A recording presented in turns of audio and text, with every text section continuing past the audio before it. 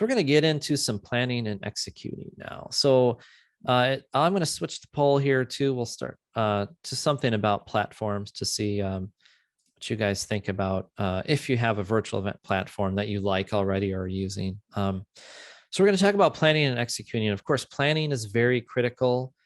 I would say hybrid events can really combine the best of both worlds, the best of in-person with the best of virtual.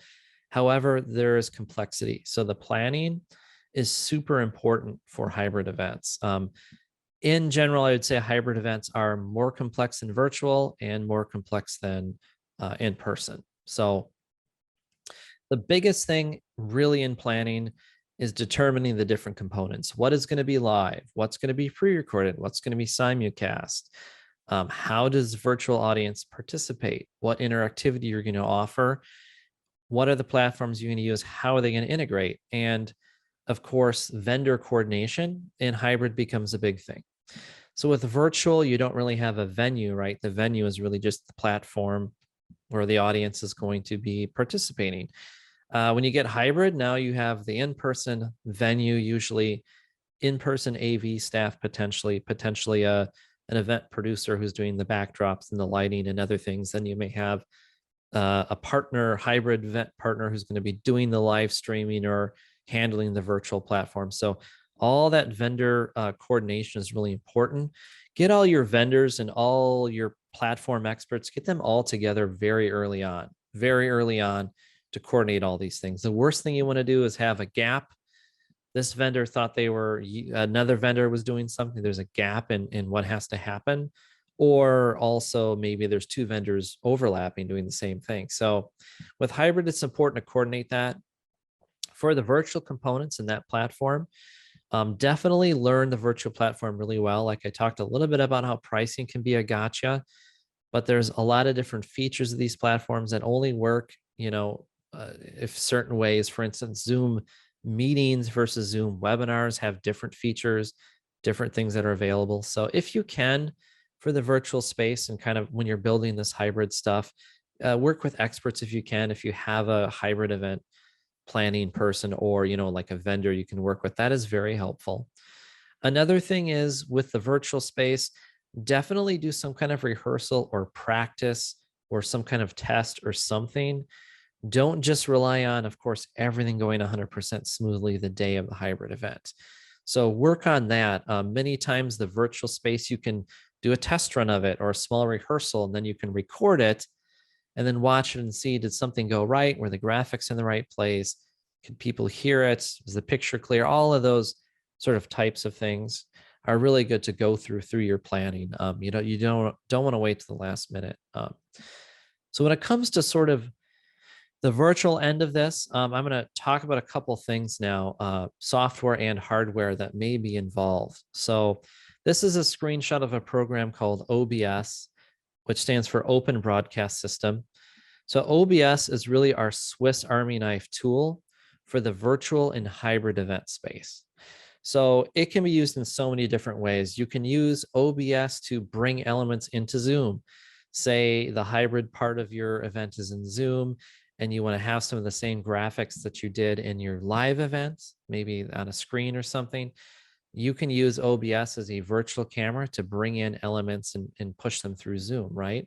And Zoom does do some media playback and some different things, but it's kind of clunky. It doesn't work well. It does have virtual backgrounds and some things like this, but they don't work that well. OBS is a much more robust tool. So we use the virtual camera aspect. We also use it for live streaming. This is our kind of go-to live streaming tool for hybrid events where we can connect really an unlimited a number of cameras to this, and we can connect all sorts of different sources of things and use it to play back pre-recorded content, switch to your live in-person streaming content and back and forth and things. So this program is open source. It's free. You actually don't have to buy it. It's totally free. It's Mac, PC. The learning curve is a little steep because it's an open source tool and it's free. No support comes with it. So the learning curve is steep. Vimeo and some other companies, Livestream as another company, they offer solutions which are kind of based on this. So they offer solutions that are a little bit more user friendly. And if you're using Vimeo, then their version of this software really hooks into Vimeo well. So this is a great tool. And I'll show you just some hardware options too. Now, hopefully, if you're a hybrid event, you are working with a hybrid event producer or virtual event producer or someone who can handle this stuff, because this stuff can get difficult and technical and confusing very quickly. So for instance, this is just a picture of an event I did for Lululemon. So this was a hybrid event for Lululemon, which is a full hybrid event basically. So I'm going to talk more about this and how it went and show some examples. But for this, you can see the picture of the setup here, and we're way back from where the panel is going to be. And you can see there's quite a bit of equipment there to make this happen. So this particular one, we used a device like this in conjunction with OBS, but this is a device from a broadcast company that makes cameras and broadcast equipment called Blackmagic. And this device is really basically like a small TV studio, which you can just fit in the palm of your hand and bring around. So when our clients have a hybrid event and we're handling all that virtual aspect of it, this is very common what we do. It's like a little TV studio with buttons to switch between cameras, and it has special effects built into it and graphics. It has inputs for sound and inputs for networking. And this is a really solid professional device for producing full hybrid events where you have multiple cameras set up, multiple audio things set up. You're showing some pre-recorded content and slideshows and then going live to people speaking and things like that. So this particular one had like a 4 microphone setup and a 2 camera setup. And what they did was all their ticketing was basically, this is a panel discussion with music too. They had a special music guest. And so their idea was the tickets were all donation. This was a fundraiser for local nonprofits. So you could buy a ticket, you could go in person, but really the ticketing was just a donation type thing. So, and this one we had to bring a lot of equipment too, because this space, it was sort of this philanthropy social club, private social club. So it's not really a venue, not really. Like they didn't have AV already there. They didn't have people to set up microphones and speakers. So we had to bring everything for this one, which can be cumbersome, but it worked. Another option, and this is from events where we've been doing these hybrid events on Facebook and places for a long time, right? And so this is from our space, and an issue with our space is capacity. So that's why we wanted to offer hybrid options for our different panel discussions and events. So for a long time, we use this device. This is another device. Now this is much simpler. This device is called a Mevo. And the new Mevo, if you look it up, and Mevo, they look different now. This is their original live streaming camera, but it's a very cool camera. You can see in this example here, there's different sort of camera angles, if you would call them. Of course, it's one camera, so it has to film all pointing one way, but this camera creates small virtual cameras. So you can see in this example, there's a shot of just the moderator, David Carnes, asking questions. There's a shot of the whole room where you can kind of see people in the panel and the moderator. And then there's a close-up of the panel. And all of that is actually done with this one device. And you sort of direct your live hybrid event through a device. You can use an iPad, you can use Android phone, iPhone, really any of those devices. The software for this connects to that, and that's how you do that live streaming and change cameras and things. And you can put graphics over it and do some other things too. So they offer, Mevo is still around, and they offer some great options. Fairly inexpensive, $300 to $500, something like that. So for do-it-yourself hybrid, this is an option. That's one. Another option is small devices like this. So what this device is called a Cam Link device. Basically what this does is this takes the input from cameras. So on one end, it has what's called an HDMI port, which is like the input that you're going to be getting your camera feeds from, and potentially audio feeds too. And then on the other end is your standard USB. So you could use this to hook up high quality cameras to Zoom instead of using a webcam, or high quality audio through Zoom. This works with OBS. It works with all the other live streaming platforms. So if you have sort of a one camera simple hybrid setup with just one camera, that's an option. And there's many types of these. They range from $100 to $200. So not going to break the bank. You could, in theory, use even your phone. Most phones have live streaming capabilities. And phones now actually have very good cameras. So we don't ever use a phone. The only thing I use a phone for in a hybrid event is as a backup to the venue's internet capabilities. We always have a backup internet source, so that so in the hybrid model, the virtual audience doesn't all of a sudden lose their content. The tricky part with phones is, although the picture may look kind of good, getting good audio is tough. And one thing about that virtual audience, I would say, is you do want to make sure your virtual attendees have a good audio experience. If the video is not super, super great, if it's a little dark or if it's a little whatever in the picture, that can be maybe more forgivable than the audio. Like if the virtual audience can't hear what people are saying, or can't hear the music, or can't hear things, or if it's really poor quality, they won't stick around. They'll probably leave. So it's really, audio is very important. So for sure, you want to have good audio for your hybrid events, for your virtual space. So, and with it's probably unlikely that you will use these professional devices and be doing this stuff on your own. But there are the cases where we have clients who they're going to be doing events every month, or even multiple times a month. In the instance of the yoga studio, we help Mind Body Solutions. We help train them on video equipment, and they actually have a staff member now who we helped train and showed them software and kind of got them up to speed on video stuff, so they can do those more frequently and not break the bank on it. But usually if you're talking about a hybrid gala or something, you're kind of doing once a year or maybe twice a year. Hopefully you can work with a partner who can bring the really nice devices, the super nice cameras, with big lenses, and provide a really good simulcast experience for that virtual audience. So those are some of the kind of devices and software programs that we use frequently. So it looks like with the poll, do you have a preferred virtual event platform? I just asked that. It looks like only 30% have a preferred platform. So, and the rest of you don't or use several platforms. Several platforms is common. People are kind of, like I said, you integrate a lot of platforms sometimes, but hopefully you can find something that works for you and you can land on and really become an expert in it. I'm going to switch this poll again. We have some more polls coming up here. Thank you for answering the polls. It's really interesting to see where people are at. It kind of helps guide this. And at the end of this webinar too, hopefully I mentioned this, we will have dedicated Q&A. And so feel free to put in questions at any time too. So let's talk, we talked a little bit about all these different components, right? Hybrid is complicated. There's a lot of things going on. So building a team, I would generally say that the hybrid is going to require more staff.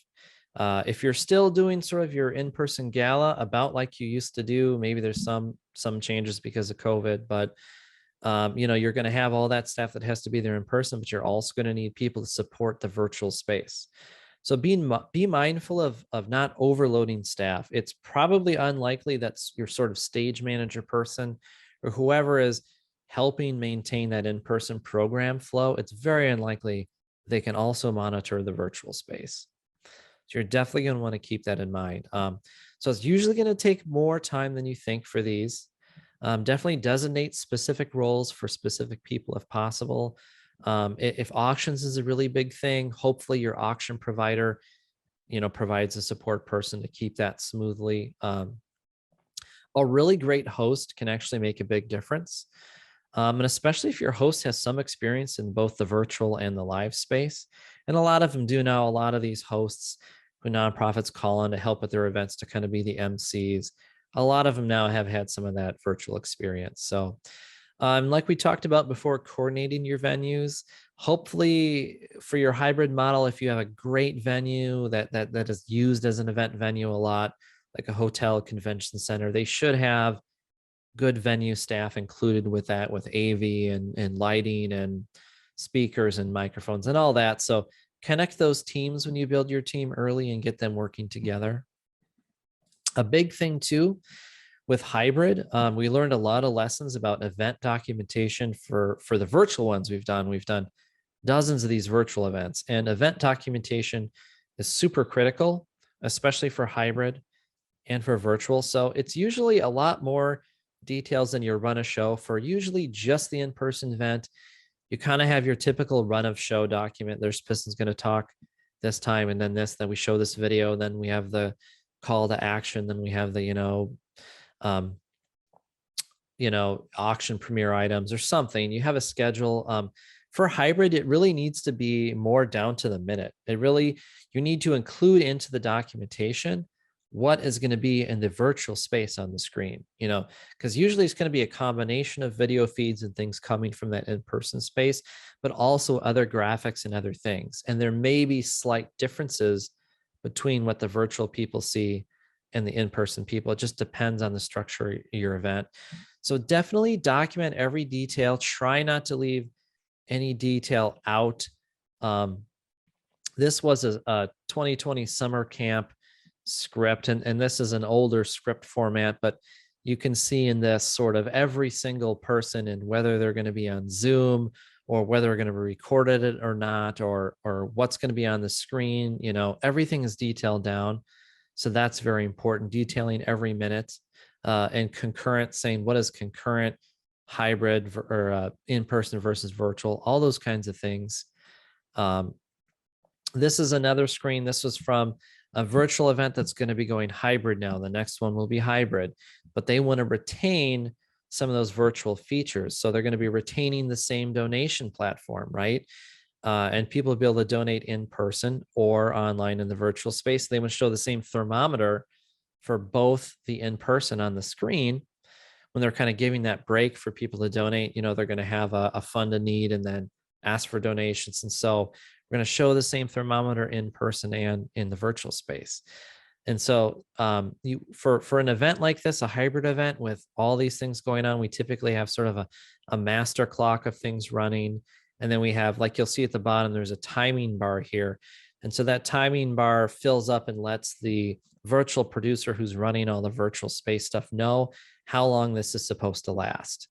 And then there's also intermediate timing screen. So many times we'll build what's called a BRB, or be right back screen.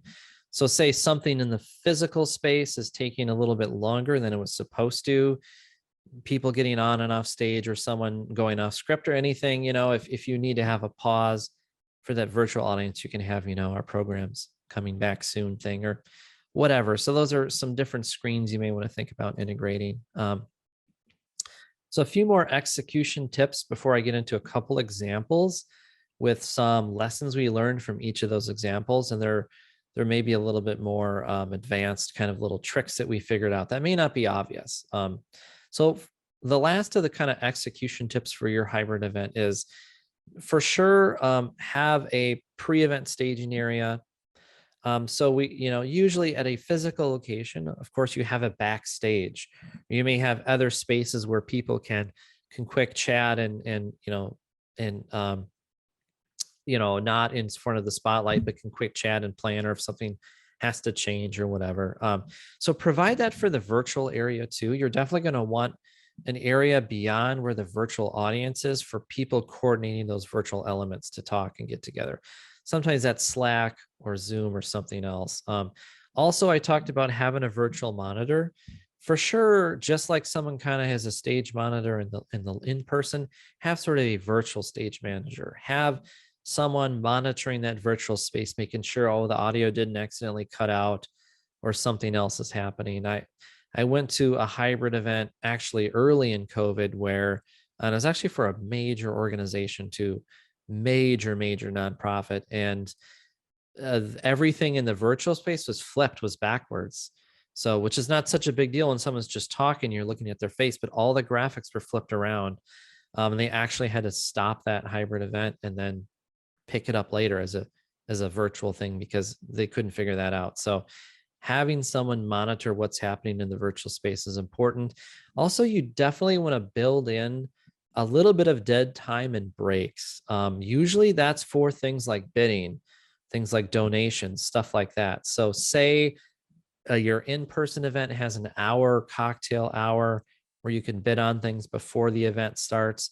Replicate that in the virtual space. Have, make sure they can also bid early and look at the items early, and make sure, you have breaks and times for the actions, the to-dos you want people to do during the event, whether it's donate or bid or something. Just remember, screen stamina too is a little bit different than being in person. People tend to get a little bit more tired in the virtual world than they do the in-person.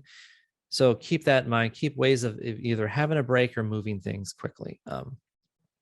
Also, record everything. I would highly recommend you record everything. Now, usually one of the big benefits from the virtual events we've been doing all these months now is because it's virtual, it's kind of all recorded, and you have that and people can watch it later. They can watch your gala a week later and say, oh yeah, I want to donate. Or, you can reuse that content, right? So you don't want to, with a full hybrid event and you're live streaming or simulcasting your content, don't rely just on the streaming service or wherever that is. Say you're recording it in Zoom or it's going to YouTube. And of course you can download that YouTube video later. Don't rely on that though. Record everything separately. And we're going to get into some examples and I'll show you exactly why you want to do that. So it looks like in this poll, do you have an event partner with hybrid experience? Looks like only 17% of you said yes, you have an event partner with hybrid experience. So some of you said about the same, 17% said you're looking for one, and 67% said no. So it is kind of tricky. The hybrid is a little bit new.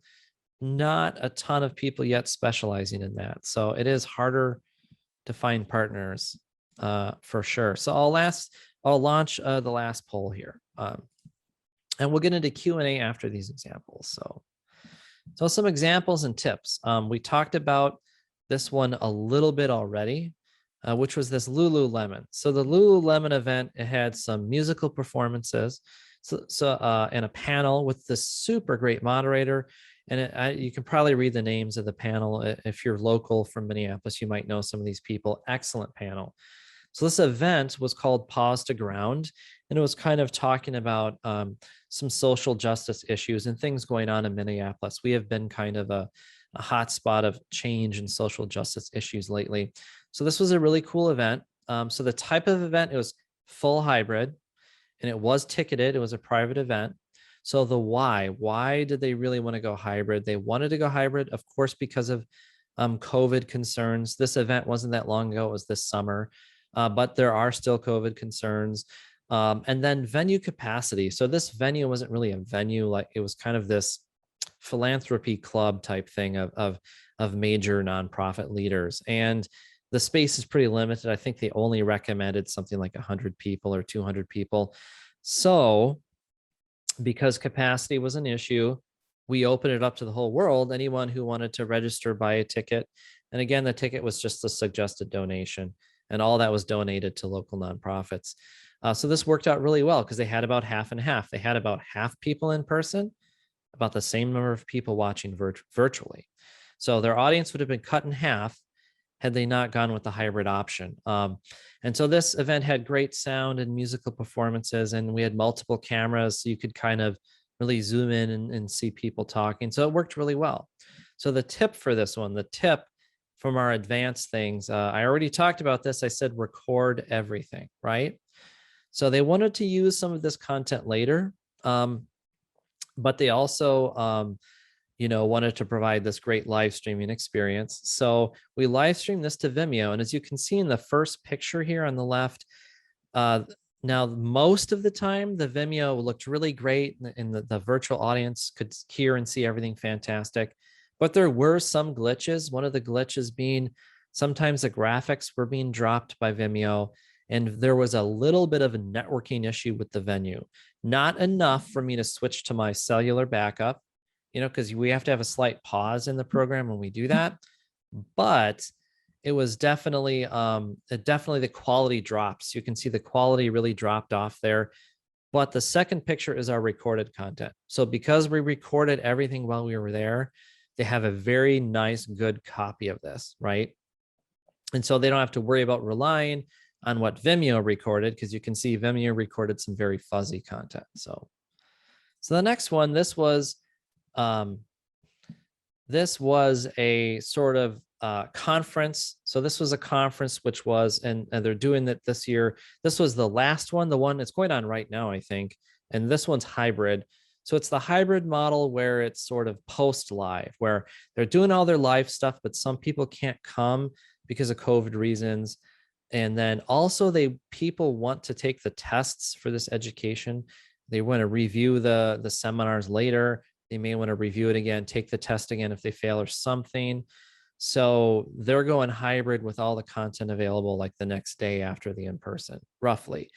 And so that's a great option because this is stuff with repeated value. People may need to come back. So the tip for this, and this was a whole website with Zoom integration, some pre-recorded, some live content, and they're also in person at the event.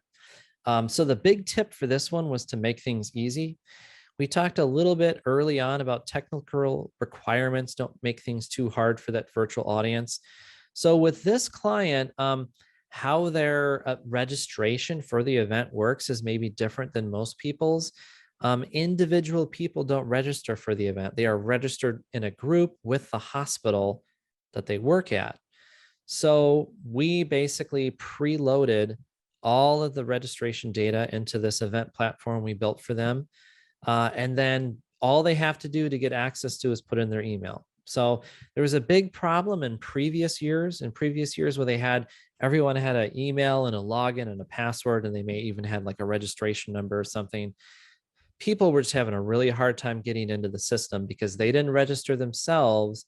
There may have been a mistake with their email, or how they were registered may have used their personal email, maybe not their business email. There's kind of differences there. So what we did was we preloaded all registration data. And for the virtual area for this content, all you have to do is put in your email. If you put in your email and you're registered, you get in. So it's very easy. We kind of cut out as much technical issues as possible so that they could get in here. And if something goes wrong and they contact support, say I can't get in, we know what it is. We know the problem is the email is not the right one. There's only one thing to check. So here's another one. And this is an interesting one. This is a little bit of a cheat because this event happened and it was going to be hybrid, but it ended up not being hybrid. And I wanted to talk about this one because if you have a hybrid model for your event, you actually have a lot of flexibility. You have a lot of things going on. If you need to pivot, say something happens in the venue because of COVID or something else, maybe they don't have enough staff, or say the venue just can't hold your event or something happens. If you're doing a hybrid model, you always then have that virtual thing. You can convert in-person attendees to virtual, and you could potentially go the other way too. So I wanted to talk about this one, and this was basically a holiday concert. This is a holiday concert, Christmas concert. And as you can see, even during the rehearsal in my studio, we have people masked. And the idea with this was we were going to have a VIP in-person audience for this concert. And so it was going to be a hybrid model with some in-person people. We're going to live stream the entire thing. Now, what happened was because of COVID concerns, we said, we don't want to have anyone in the studio, it's, in our space. So let's go all virtual. So we went all virtual for it because of COVID.